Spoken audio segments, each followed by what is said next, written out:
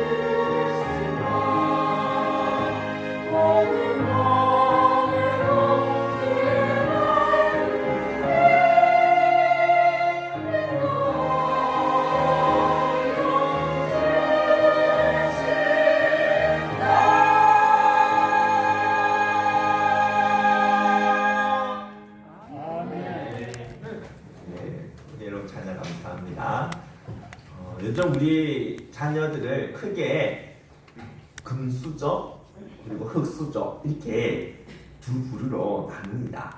부모가 돈 많은 자산가나 사업가 또는 고위 관료일 때 그 자녀를 일컬어서 금수저라 말하고, 부모가 별로 가진 것이 없으면 그 부모 밑에서 태어난 자녀를 흙수저다 그렇게 말을 하죠. 이 땅에 살아가는 흙수저들은 금수저들을 부러워합니다. 왜냐하면 그들이 가지지 못한 것을 이 금수저들은 가지고 있고, 그들이 누리지 못하고 있는 것을 이 금수저들은 마음껏 누리고 있기 때문이죠. 그런데 여러분, 금수저로 태어난다고 해서 이들이 반드시 행복할까요? 우리가 알아야 할 것이 있는데요. 부자들은 이 행복의 기준치가 너무 높다라는 겁니다. 일반인이 행복하다고 느낄 만한 일을 겪어도 딱히 행복해하지를 못합니다. 그들은 우리 일반인들이 동경하고 부러워하고 있는 것을 별 어려움 없이 쉽게 그것을 취하면서 또한 그것을 당연한 것으로 누리고 있기 때문에 별로 행복해하지를 못한다는 것이죠. 인간들은 당연한 것에 대해서는 고마움을 느끼거나 행복감을 느끼지를 못합니다. 우리가 지금 휴대폰을 사용하고 있지 않습니까? 근데 여러분, 이 휴대폰을 사용하면서 여러분들이 행복하다라고 그렇게 생각하십니까? 우리 애들이 휴대폰 없이 지내다가 이렇게 휴대폰을 처음으로 그렇게 구입해서 갖게 되었을 때 정말 기뻐하고 좋아했었습니다. 얼굴에 행복해하는 그런 표정이 역력히 다 드러났었죠. 그런데 지금은 이 애들이 휴대폰을 손에 쥐고 있다고 해서 행복해할까요? 그렇지 않습니다. 왜 그럴까요? 무엇 때문에 그들은 이런 휴대폰을 손에 쥐고 있어도 행복해하지를 못하는 것이겠습니까? 그것은 이제 이 휴대폰이 익숙해진 것이죠. 이제 휴대폰을 사용하는 것, 이건 당연한 것으로 여기고 있기 때문에 이것을 사용해도 행복하다고 생각하지를 못하는 것입니다. 지금 가난한 북한 주민들이 우리가 이러한 최신형 휴대폰을 사용하고 있는 것을 보게 되면 엄청 부러워하지 않겠습니까? 우리가 진짜 행복한 그런 사람이라고 생각하겠죠. 그런데 우리가 그들이 생각하는 것처럼 이런 휴대폰을 사용한다고 감사해하거나 행복해하지는 않지 않습니까? 처음에야 좀 행복함을 누리겠지만 시간이 조금만 지나면 아니죠. 왜냐하면 휴대폰 사용은 이제 우리들의 이 문화권에서는 너무나 당연한 것으로 그렇게 여겨지고 있기 때문입니다. 마찬가지죠. 지금 금수저들이 람보르기니나 페라리와 같은 그런 고급 최신형 그런 자동차를 몰고 가는 것을 보게 되면 흑수저들은 엄청 부러워합니다. 그들은 진짜 행복할 것이라고 그렇게 생각하죠. 그러나 그들에게 직접 물어보십시오. 그들이 진짜 행복하다고 생각하는지 아닐 것입니다. 처음에야 행복을 잠시 느낄 수가 있겠죠. 그러나 그것이 익숙해지게 되면 그 행복은 곧 사라지게 됩니다. 우리가 이 휴대폰 사용하는 것이 익숙해지고 이제 당연한 것으로 여겨지게 되면 더 이상 행복함을 느끼지 못하는 것처럼 그들 또한 이러한 최고급 자동차를 몰고 다니는 것이 이제 익숙해지고 이제 이것을 당연하게 여기게 되어지면 그때부터 그들은 이것을 몰고 다녀도 행복함을 느끼지를 못한다는 것이죠. 이전에 재벌 2세의 고백이 인터넷상에서 화제를 모은 적이 있었습니다. 자신을 30대 초반 재벌 2세라고 소개한 그는 자신이 소유한 최고급 슈퍼카와 고가의 손목시계 그리고 100평이 넘는 그런 자신이 살고 있는 그 집을 사진과 글로 공개한 적이 있었습니다. 그가 이 같은 글을 남긴 이유는 자신이 돈 자랑하기 위해서가 아니라 돈에 대한 이런 잘못된 허영심에 사로잡혀 있는 사람들에게 경종을 올리기 위해서라고 말을 하였습니다.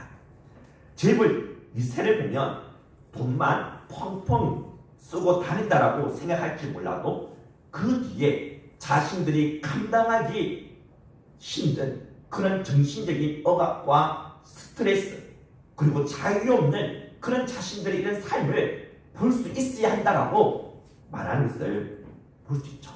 그러면서 그는 마지막으로 우리의 생각과는 전혀 다른 그러한 말을 남겼습니다.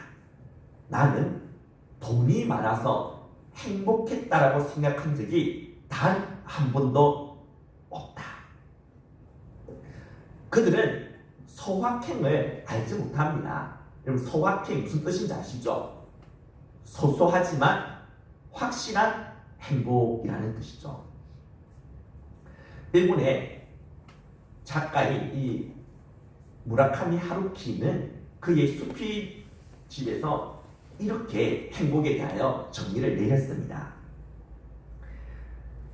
행복이란 갓 구운 빵을 손으로 찢어 먹는 것, 서랍 안에 반듯하게 접어넣은 속옷이 쌓여 있는 것을 보는 것, 새로 산 정결한 면 냄새가 풍기는 하얀 셔츠를 머리에서부터 뒤집었을 때의 기분, 이것이 행복이다라고 말을 하였습니다. 이러한 사소하고 작은 것에 대해서 일반인들은 행복을 느낄 수가 있다는 것이죠. 우리 집도 이렇게 한 번씩 이렇게 치킨을 시켜 먹을 때가 있는데요. 그때 누구나 할 것 없이 다 행복해합니다. 더군다나 이렇게 인터넷을 뒤져서 할인 쿠폰을 찾게 되면, 그래서 그것으로 진짜 저렴하게 또는 아예 공짜로 치킨을 시켜 먹게 되면 진짜로 행복한 표정을 지으면서 통닭을 뜯어먹습니다.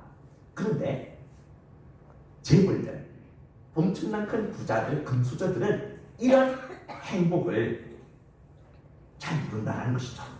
그들은 행복에 대한 기준치가 너무나도 높기 때문에 웬만한 것으로는 기쁨과 행복을 느끼기가 어렵다는 것입니다.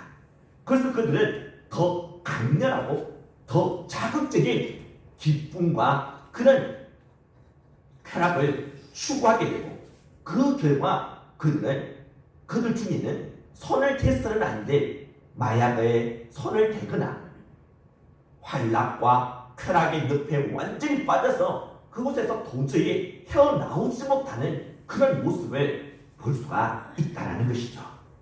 따라서 우리는 금수저를 부러워할 필요가 없습니다. 엄청나게 많은 재물을 가졌거나 힘과 권력을 지닌 아버지를 둔 자식이라고 그렇게 우리가 부러워할 필요가 없다는 것이죠. 왜냐하면 이런 아버지가 가진 돈이나 재물, 권력이 진정 그 자녀에게 참된 진정한 행복과 기쁨을 안겨다 주지를 못하기 때문입니다. 또한 부러워해봐야 아무런 소용이 없기 때문이죠. 우리는 유네스를 믿지 않습니다. 우리의 인생은 2생, 3생, 4생이 아니라 1생입니다. 단 한 번밖에 살지 못한다는 것이죠. 다른 사람의 아버지의 자식으로 다시 태어날 수가 없습니다. 지금은 흙소저로 태어났지만 다음 생애에는 금수저로 태어나 멋있게 한번 잘 살아봐야지, 이런 생각은 정말 부질없는 생각에 지나지 않는다라는 것이죠. 절대로 우리는 다른 아버지의 자식으로 태어날 수가 없습니다. 우리가 절대로 금수저로 다시 태어날 수가 없는데, 이러한 금수저를 부러워해봐야 무슨 소용이 있겠습니까? 그렇기 때문에 우리는 이런 금수저들을 부러워할 필요가 없는 것이죠. 우리가 진짜 부러워해야 할 아버지가 따로 있습니다. 이 아버지는 재벌이나 갑부와 같은 아버지들도 결코 안겨다 줄 수 없는 참된 행복과 기쁨을 안겨다 줄 수가 있습니다. 휴대폰이나 고급 자동차와 같이 잠깐의 그런 기쁨, 일시적인 그런 행복을 주는 것이 아니라 영원토록 솟아나는 생물과 같은 그런 기쁨과 행복을 주십니다. 그리고 이 아버지는 자신의 자녀들을 결코 떠나지 아니하십니다. 자녀가 외로울 때에는 그의 친구가 되어주시고, 자녀가 어떠한 길로 가야 될지 몰라서 방황하고 있을 때에는 그의 길을 안내해주는 길잡이가 되어주시고, 또한 두려움과 불안에 사로잡혀 있게 되어지면 그에게 진정한 그리고 든든한 보디가드가 되어 주십니다. 그런데 더 놀라운 것은 이렇게 좋은 아버지의 자식으로 우리가 태어나는 것이 가능하다라는 것이죠. 제물이나 다른 아버지의 자식으로 태어나는 것은 절대로 있을 수가 없고 불가능합니다.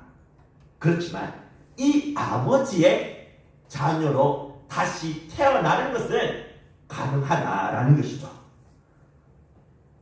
내가 아무리 나이를 많이 먹었어도 이제 정말 이 세상을 떠날 날이 그렇게 멀지 않았다 하더라도 다시 우리는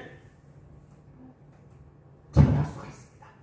다시 우리는 이 아버지의 자녀로 태어날 수가 있다라는 것이죠. 여러분, 진짜 좋으신 이 아버지 누군지 아십니까? 바로 하나님 아버지십니다. 하나님은 폴 틸리가 말했듯이 우주의 궁극적인 원리나 그런 실제와 같은 추상적이고 관념적인 그런 존재가 아닙니다. 그분은 느낄 수가 있습니다. 그분은 우리가 만날 수가 있고 경험할 수가 있는 인격적인 존재이십니다. 우리는 바로 이 하나님 아버지의 아들로 그리고 딸로 다시 태어나야 합니다. 그렇다면 우리는 어떠한 과정을 통해서 이렇게 위대하신 하나님의 자녀로 다시 태어날 수가 있을까요? 아직 하나님의 자녀로 거듭나지 못했다라고 생각하는 사람은 오늘 이 말씀에 귀를 기울이시기를 바랍니다. 또한 이미 하나님 아버지의 자녀로 다시 태어났지만 자녀됨의 기쁨과 행복을 상실한 채 살아가고 있는 그러한 성도님이 계신다면 이 거듭남의 신비로운 과정을 함께 밟아 나가면서 잃어버린 그 기쁨과 감격을 다시 회복할 수 있게 되기를 축복합니다. 오늘 우리가 읽었던 말씀 중 1절을 보면 니고데모라는 이 한 사람이 한밤중에 예수님께 찾아오는 것을 볼 수가 있습니다. 이 니고데모는 사내들인 공회의 회원입니다. 여러분, 이 사내들이 이 공회는요, 유대사회에 있어서 입법과 사법을 관장하는 최고의 통치 기구입니다. 이 사내들인 공회의 회원은 71명으로 구성되어 있는데 이 안에 들어가는 것은 하늘에서 별 따기와 같을 정도로 엄청 힘들고 어렵습니다.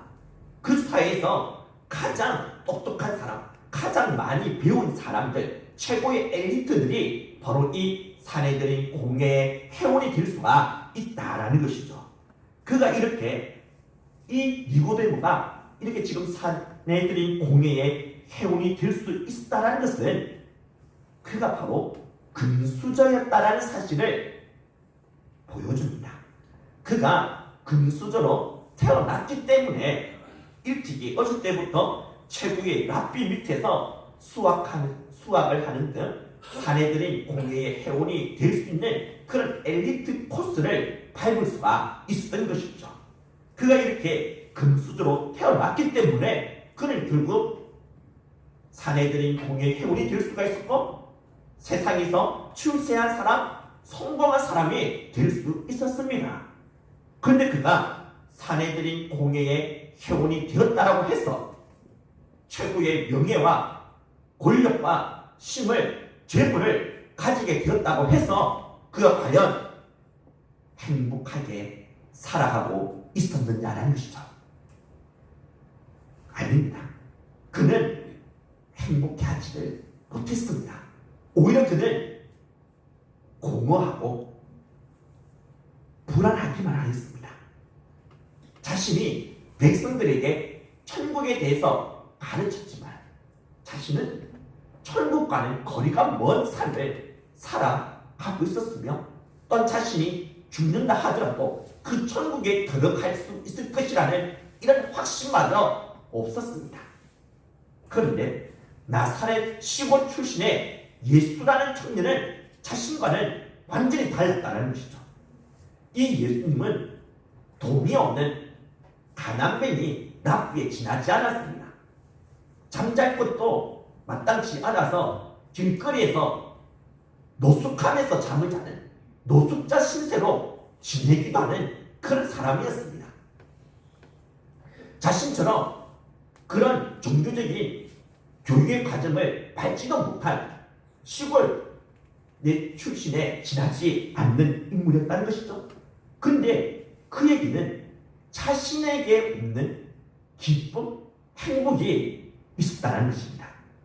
또한 이 예수에게는 능력과 힘, 권세도 있어서 귀신 들린 사람도 이 예수 앞에는 낮게 여기고 그 귀신들이 도망을 가고 쫓겨났다는 것입니다. 또한 아무리 더러운 죄인이랄지라도 정말 구제불능의 그런 인생을 살고 있었던 사람이었다 하더라도 이 예수를 만나기만 하면 어둠에서부터 빛의 세계로 나와 그의 삶이 변화되어지고 바뀌어지는 일이 일어나고 있었던 것입니다. 이것을 그가 보고 있었던 것이죠. 이 예수는 천국을 이 땅에서 누리고 있었던 것이었습니다. 천국이 바로 예수님 곁에 있었던 것이었죠. 예수님이 이전에 회개하라 천국이 가까이 왔느니라 이렇게 말씀하셨는데 이 말씀 그대로 천국이 바로 예수님 곁에 있었고 예수님은 그 천국에 들어가서 그 천국을 이 땅에서 누리며 살아가고 있었던 것이었습니다. 그래서 그는 어떻게 해야 이 예수님처럼 천국을 이 땅에서도 누리며 살아갈 수가 있는지 그리고 죽었어도 하나님의 나라 천국에 들어갈 수 있는지 그것을 알고 싶어서 아무도 보지 않는 한밤중에 이 예수님을 찾아오게 된 것입니다. 이때 예수님은 그가 무엇을 궁금해하는지를 알고 계셨기 때문에 그가 묻기도 전에 이렇게 그를 향하여 말씀하셨습니다. 사람이 거듭나지 아니하면 하나님의 나라를 볼 수 없느니라. 여기서 거듭난다, 본어게 다시 태어난다라는 이 말, 도저히 이거든 뭐 자신의 무리로서는 이해할 수 없는 수수께끼와 같은 그런 말이었습니다. 예수님께서는 계속 그와 대화를 나누시다가 그가 이해할 수 없는, 알아들을 수 없는 그러한 내용의 말씀을 전하시다가 이제 이 대화가 마무리되어질 쯤 되어서 드디어 그가 알아들을 수 있는 그러한 말씀을 하시게 됩니다. 곧 어떻게 해야 하나님 나라에 들어갈 수 있는지 또한 어떻게 해야 다시 태어날 수 있는지에 대한 답을 주십니다. 그 대답이 바로 요한복음 3장 16절이죠. 우리 앞에 나올 건데요. 같이 우리 읽도록 하겠습니다. 하나님이 세상을 이처럼 사랑하사 독생자를 주셨으니 이는 그를 믿는 자마다 멸망하지 않고 영생을 얻게 하려 하심이라. 너무나도 우리가 잘 아는 말씀입니다. 그런데 이 말씀, 이 요한복음 3장 16절의 이 말씀을 예수님이 정말 전해주고 싶어 하셨던 그 원래의 그 의도 그대로 정말 정확하게 그리고 더 분명하게 이 말씀의 의미를 우리가 알기 위해서는 이 3장 16절의 말씀이 놓여져 있는 그 문맥을 우리는 반드시 살필 수 있어야 합니다. 그 문맥 속에서 이 16절의 이 말씀을 우리가 해석할 수 있어야 한다는 것이죠. 여러분, 이 말씀의 문맥이라고 볼 수 있는 구절이 14절과 15절입니다. 우리 같이 앞에 나올 건데요. 같이 읽어봅시다. 시작. 모세가 광야에서 뱀을 든 것 같이 인자도 들려야 하니 이는 그를 믿는 자마다 영생을 얻게 하려 하심이니라. 모세가 광야에서 뱀을 든 것 같이, 이 말씀은 예수님께서 민수기 21장에 나오는 놋뱀 사건을 언급하고 있는 것입니다. 옛날 모세 시대 때 이스라엘 백성들이 광야의 길을 걷다가 하나님께 불평하고 원망을 하게 됩니다.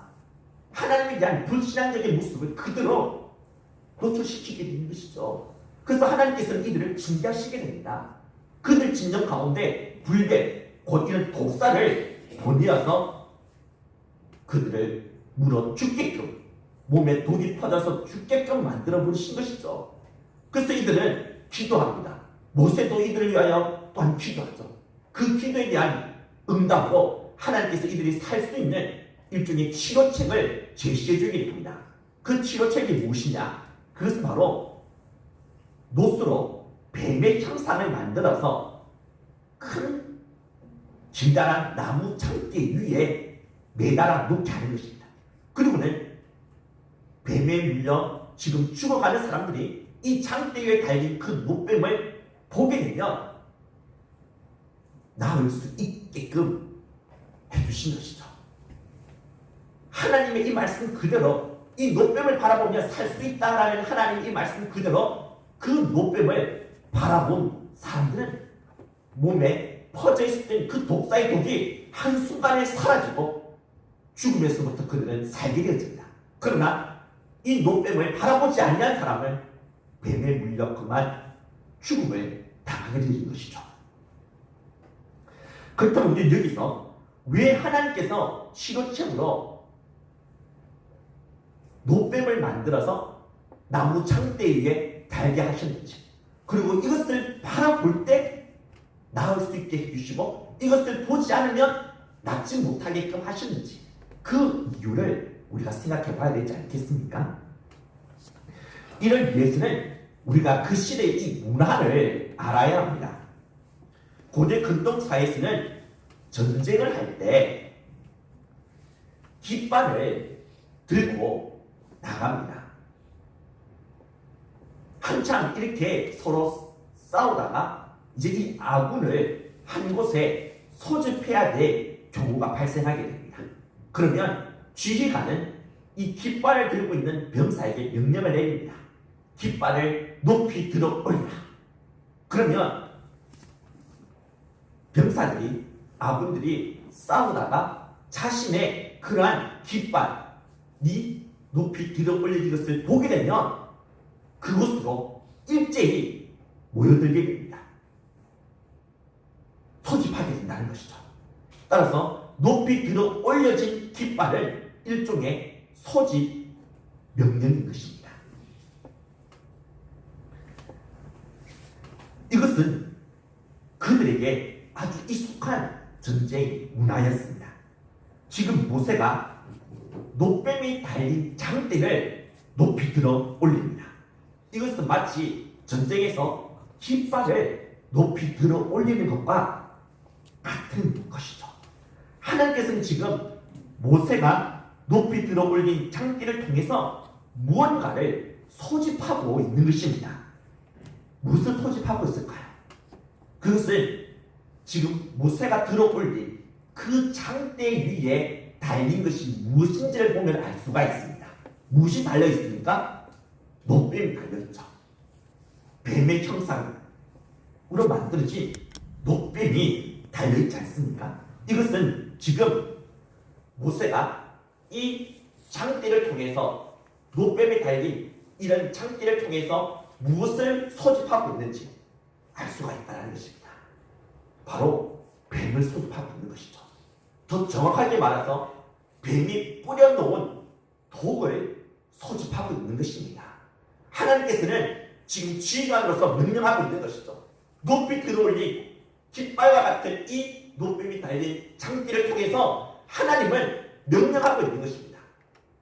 뱀이 뿌려놓은 그 모든 독들은 바로 이 장대에 달린 이 놋뱀 앞으로 다 모여들어나, 그렇게 지금 말씀하고 있는 것이죠. 전쟁에서 깃발을 보지 못한 병사는 깃발이 있는 곳으로 그렇게 소집되지 못해서 적진에 고립되어 죽음을 당하는 것과 마찬가지로 장대에 달린 노뱀을 바라보지 못한 사람은 그 몸에 있는 뱀의 독이 그 노뱀 속으로 소환되지 못해서 죽음을 당하게 되는 것입니다. 그러나 장대에 달린 노뱀을 바라보는 자들은 자신의 몸에 퍼져 있을 그 독사의 독이 그 장대에 달린 그 노뱀 속으로 전부 다 소환되어지는 것이죠. 이 말은 자신의 몸에 있는 독이 빠져나가는 것입니다. 그렇기 때문에 그는 살게 되어지는 것이죠. 여러분, 이 나무 장대에 달린 이 노뱀, 이것이 누구를 예표하는지 아십니까? 바로 예수 그리스도이십니다. 십자가 나무에 달리신 예수님을 미리 보여주고 있는 것이죠. 그래서 예수님은 모세가 광야에 뱀을 든 것 같이 인자도 들려야 하리니라고 이렇게 말씀하고 있는 것입니다. 곧 예수님 자신이 나무에 들려진 노뱀처럼 그렇게 들려지게 될 것이라는 것이죠. 어디 위에서요? 바로 십자가 나무 위에서죠. 십자가 나무 위에 노뱀처럼 예수님께서 높이 들려지게 될 것이다 라고 말씀하고 있는 것입니다. 곧 이 말씀은 예수님께서 어떠한 죽음을 당하게 될 것인지에 대해서 미리 예언하고 있는 것이죠. 예수님의 이 예언의 말씀 그대로 예수님께서는 나무 위에 달려서 나무 위에 들려서 그렇게 죽음을 당하지 아니하셨습니까? 따라서 동지한 우리 인생이 십자가에 달리신 예수님을 믿음의 눈으로 바라보게 되어진다면 우리는 살게 됩니다. 이것은 마치 나무에 달린 노뱀을 바라본 자들이 살 수 있게 된 것과 같은 이치인 것이죠. 예수님은 나무에 달린 노뱀처럼 자신을 믿음의 눈으로 바라보는 자들의 그 몸속에 퍼져 있는 모든 죄라는 독을 자신의 몸으로 전부 다 소환시켜 버리십니다. 그래서 우리가 무서운 죄에서부터 벗어나서 죄로 인해 당할 수밖에 없는 저주와 하나님의 심판과 그 형벌에서부터 완전히 벗어날 수가 있게 되는 것이죠. 이 사실에 대해서는 예수님이 이 땅에 태어나시기 700년 전에 이미 이사야 선지자를 통해서 예언해 주셨습니다. 이사야 53장 5절과 6절 우리 다 같이 읽도록 하겠습니다. 앞에 나오는데 같이 읽읍시다. 그가 찔림은 우리의 허물 때문이요 그가 상함은 우리의 죄악 때문이라. 그가 징계를 받음으로 우리는 평화를 누리고 그가 채찍에 맞음으로 우리는 나음을 받았도다. 우리는 다 양 같아서 그릇 행하여 각기 제 길로 갔거늘 여호와께서는 우리 모두의 죄악을 그에게 담당시키셨도다. 제일 마지막 구절, 우리 모두의 죄악을 그에게 담당시키셨다. 그에게 담당시켰다. 그에게 우리 모두의 죄악을 소환시켰다는 것이죠. 나무에 달린 그 노뱀에 이스라엘 백성들의 그런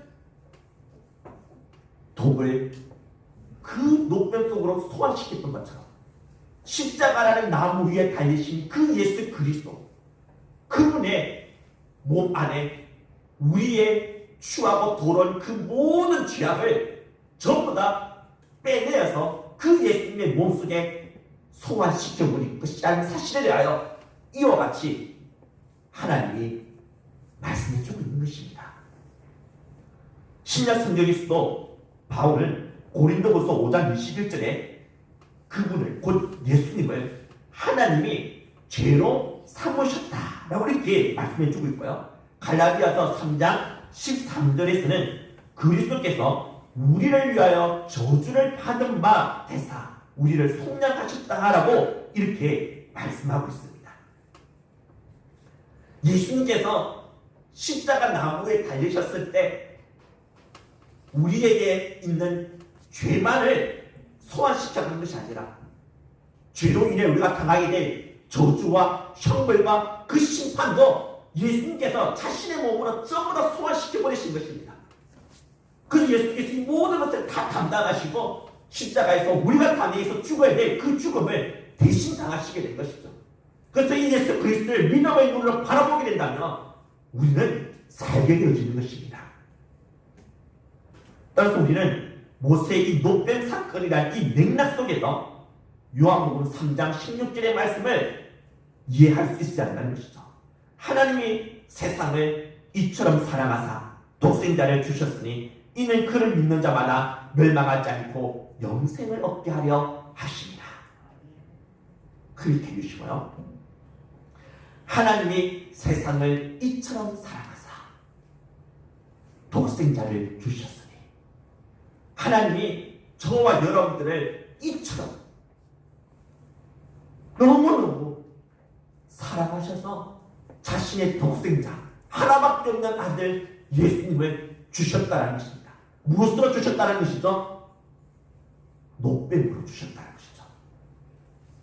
나무에 달린 노뱀으로 자신의 독생자를 우리에게 주셨다는 것입니다. 그렇다면 왜 노뱀이 되도록 우리에게 독생자를 주셨느냐? 이 말은 왜냐하면 그런 뜻이죠. 왜냐하면 그를 믿는 자마다 멸망하지 않고 영생을 얻게 하려 하시니라. 왜냐하면 이 예수님을 믿음의 눈으로 바라보는 자는 멸망하지 않고 영생을 얻게 하기 위함이라고 말씀하고 있는 것입니다. 노뱀이 되신 예수 그리스도를 바라봄으로써 우리 몸에 퍼져 있었던 이 무서운 치명적인 독사의 독보다 더 무섭고 더 치명적인 이 죄라는 것이 전부 다 예수님의 몸으로 소환되어져서 죄로 인해 우리가 당해야 될 형벌, 사망, 멸망, 저주, 심판 이 모든 것에서부터 우리가 벗어나 영원한 생명을 얻을 수 있는 그런 주인공이 되어진다는 것이죠. 이런 의미에서 볼 때 우리는 예수님을 비록 가상의 존재이지만 뱀파이어에 비교할 수가 있습니다. 여러분 뱀파이어 드라큘라 아시죠? 여러분 이 뱀파이어는 다른 사람의 피를 빨아서 먹는다고 합니다. 그래서 다른 사람의 피를 자신의 몸속으로 흡수해버리죠. 그 결과 피가 빨린 사람은 죽게 되어집니다. 그런데 이 원리는 똑같습니다. 예수님도 다른 사람의 죄라는 피를 다 빨아들여 자신의 몸속으로 흡수시켜 버리십니다. 그 결과 죄라는 피가 빨린 그 사람은 죽게 됩니다. 바로 죄의 몸이 그의 옛사람이 죽게 됐다는 것이죠. 그런데 여기까지는 뱀파이어와 예수님은 비슷합니다. 그러나 그 다음에는 확연한 차이가 나타납니다. 뱀파이어는 사람의 피를 빨아먹고는 그래서 그 사람의 피를 자신의 몸으로 흡수시키고 난 뒤에는 피가 빨린 그 사람을 죽여버립니다. 그리고 그것으로 그냥 끝입니다. 그러나 예수님은 그렇지 않습니다. 사람의 죄라는 피를 빨아들여 자신의 몸으로 흡수시킵니다. 그래서 피가 빨린 그 사람은 이 죄의 몸이 죽게 됩니다. 옛 사람이 죽게 되어지죠. 그런데 그것으로 그치지 않습니다. 죽고 그 옛 사람, 죽게 되어진 그 옛 사람, 옛 사람을 이제는 대신하는 새 사람을 만들어내신다는 것이죠. 예수님께서는 옛 사람을 죽이시고 새로운 사람, 새 사람을 다시 태어나게끔 만드신다는 것입니다. 이것을 요한복음 3장 16절 마지막 부분에서 이렇게 말씀해 주고 있죠. 그를 믿는 자마다 멸망하지 않고 영생을 얻게 하려 하십니다. 예수님은 자신을 믿음으로 바라본 그 사람에게 영생을 주신다라는 것입니다. 제가 전에도 말씀드렸지만 이 영생이라는 이 말은 헬라어로 조에입니다. 생명을 헬라어 단어가 두 개 있다고 했죠. 하나는 후시게, 하나는 조에. 후시게는 개나 소나 다른 모든 짐승들이 다 가지고 있는 그런 목숨, 생명을 뜻합니다. 이것은 언젠가는 사라집니다. 그러나 조에이라는 이 생명은 그렇지 않습니다. 조에이라는 이 생명은 오직 하나님 그리고 그분의 유일하신 독생자이신 예수님만이 가지고 있는 고유한 생명입니다. 예수 그리스도가 죽으셨지만 그 죽음을 이기고 다시 살아날 수 있게끔 만들어줬던 그 에너지, 그 생명력이 바로 조에이라는 것이죠. 조에이라는 이 생명, 이 영생은 하나님 자신의 고유한 생명입니다. 신적인 생명이라는 것이죠. 하나님의 생명입니다. 그런데 예수 그리스도를 바라본 사람, 십자가에 달린 이 예수 그리스도를 믿음의 눈으로 바라본 사람에게 하나님께서는 하나님 자신의 고유한 생명, 이 영생이라는 것을 주신다는 것입니다. 그 사람은 하나님의 생명으로 다시 잉태되어진다는 것이죠. 다시 태어나게 된다는 것입니다. 하나님의 생명을 가진 하나님의 아들로, 하나님의 딸로 다시 태어나게 되어진다는 것이죠.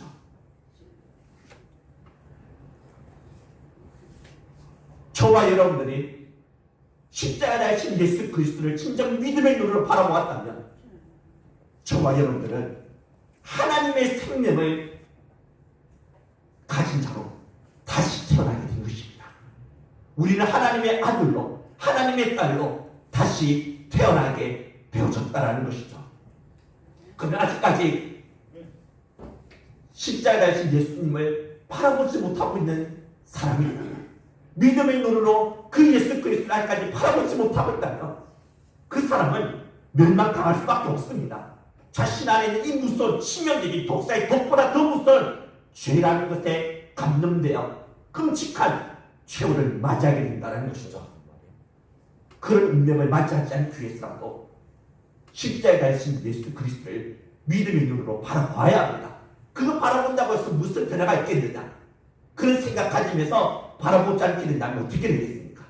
지금 모세 시대 때 그 노뱀 하나, 그 장대에 달린 그 노뱀 하나 본다고 무슨 변화가 일어나겠느냐? 지금 내 몸에 퍼져가고 있는 이 독사의 독을 내 힘으로 나는 얼마든지 빼낼 수 있어. 나는 내 힘으로 나는 살 수가 있어.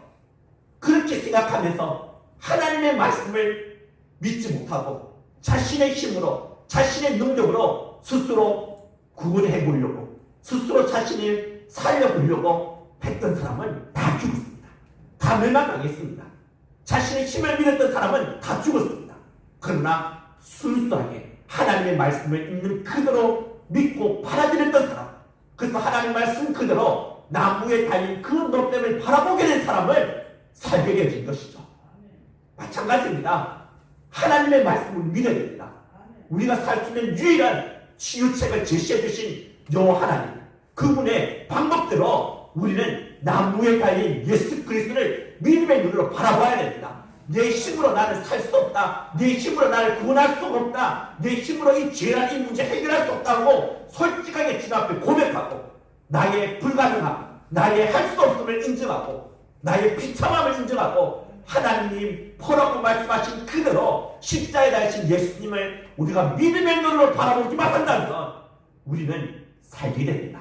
아니 영생을 얻게 됩니다. 하나님의 생명을 가진 자로, 하나님의 아들로, 하나님의 딸로 우리는 다시 태어날 수가 있게 된다는 것이죠. 하나님의 아들로, 하나님의 딸로 다시 태어나야지만 우리는 이 땅에서 하나님의 나라를 누리며 살아갈 뿐만 아니라 죽어서도 우리 아버지가 계신 하나님의 집, 하나님의 나라에 들어갈 수가 있는 것입니다.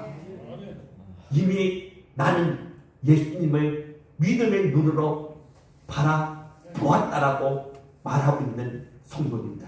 그래서 나는 하나님의 자녀라고, 나는 거룩한 하나님의 백성이라고 그렇게 말할 수 있는 우리 성도입니다. 근데 지금 하나님의 이 자녀됨의 기쁨과 감격을 상실한 채 살아가고 있지는 않습니까? 지금 나에게 얼마나 놀라운 변화가 일어났는지 여러분 아셔야 합니다. 그 십자가, 사람들이 볼 때 손가락질하고 정말 추하다라고 비참하다라고 그렇게 손가락질하는 그 십자가, 그 십자가를 내가 믿음의 눈으로 바라본 그 순간 내 안에 있는 그 모든 죄는 소멸되었습니다. 예수 그리스도께 다 옮겨졌다는 것이죠. 그리고 내가 이 죄로 말미암아 당해야 될 그 무서운 끔찍한 저주와 하나님의 심판과 형벌에서부터 우리는 완전하게 자유해지게 될 것입니다. 믿으십니까? 이 놀라운 은혜, 이 놀라운 구원의 은총을 베풀어 주신 하나님을 우리가 기뻐하며 즐거워하며 이 좋으신 하나님을 사랑하며 살아가야 되지 않겠습니까? 또한 변화된 나의 이 신분, 이제 하나님의 자녀됨의 이 신분으로 우리가 이 땅에서 당당하게 살아가야 되지 않겠습니까? 여러분, 우리 아버지는 시시한분이 아니십니다. 우리 아버지는 이 세상에서 최고의 재벌이십니다. 최고의 갑부이십니다. 이 세상의 모든 것 하나님이 만드시지 않았습니까? 하나님이 이 세상 모든 것의 주인이시지 않습니까? 하나님이 최고의 부동산 재벌이죠. 이 모든 지구, 아니 지구만이 아니라 저 태양에 있는 행성들, 수많은 별들, 그 모든 땅 다 하나님의 것입니다. 최고의 재벌, 최고의 갑부이신 하나님을 우리가 아버지로 모시고 있다는 것이죠. 그 위대하신 하나님, 최고로 전능하신 하나님, 그 하나님이 바로 내 아버지라는 것입니다. 나는 그분의 자녀라는 것이죠. 이 세상에 뚫릴 것이 뭐가 있겠습니까? 이 세상 왜 우리가 기가 죽어 살겠습니까? 그렇게 살면 안 되죠. 제가 알고 있는 한 장로님이 처음 이렇게 사업을 할 때 재정적인 어려움을 겪게 되어서 은행에서 대출을 받을 수밖에 없게 되었다고 합니다. 근데 이게 대출을 받으려고 하면 뭔가 부동산도 있어야 되고 뭔가 담보를 이렇게 맡길 수 있는 것이 있어야 되지 않겠습니까? 근데 장로님은 그런 게 없었다고 합니다. 그래서 은행에서 그 많은 돈을 대출해 줄 리가 사실 없는 거죠. 그런데 그 대출을 담당하는 은행 직원 앞에서 이 장로님이 이렇게 말한 것입니다. 우리 아버지는 진짜 부자입니다. 우리 아버지는 부자입니다. 그 말에 은행 직원이 대출을 해준다고 합니다. 여러분, 이 아버지가 어떤 아버지인지 아시죠? 예, 하나님 아버지입니다. 여러분, 우리도 이런 배짱으로 살아야 되지 않겠습니까? 예, 돈이 없다고, 가진 것이 없다고 이 세상에 기죽을 필요가 없습니다. 그들은 결국 나중에 다 빈털터리가 됩니다. 그들은 우리가 전에 탕자의 비유에서 봤던 것처럼 아버지의 품을 떠난 사람들은 지금 아무리 많이 가지고 있어도 전부 다 잃게 됩니다. 빈털터리로 나중에 부끄러운 것으로 하나님 앞에 서게 되지 않습니까? 그러나 우리 아버지는 이 세상의 모든 것을 다 가지신 최고의 부자이십니다. 그분이 내 아버지다. 그리고 나를 너무나도 사랑하신다. 바빠서 나와 함께 하지 못하는 그런 아버지가 아니라 언제나 내 곁에서 나를 떠나지 아니하시고 항상 나를 품어주시고 나를 안아주시는 그 아버지, 나를 나보다도 더 사랑하시는 그 아버지가 지금 항상 내 곁에 있다는 사실을 우리가 잊지 말고 이 땅에서 정말 우리가 담대하게 그렇게 힘있게 이 세상의 앞에서 올리지 말고 그렇게 살아갈 수 있는 저와 여러분들이 다 되어지기를 주님의 이름으로 축복합니다.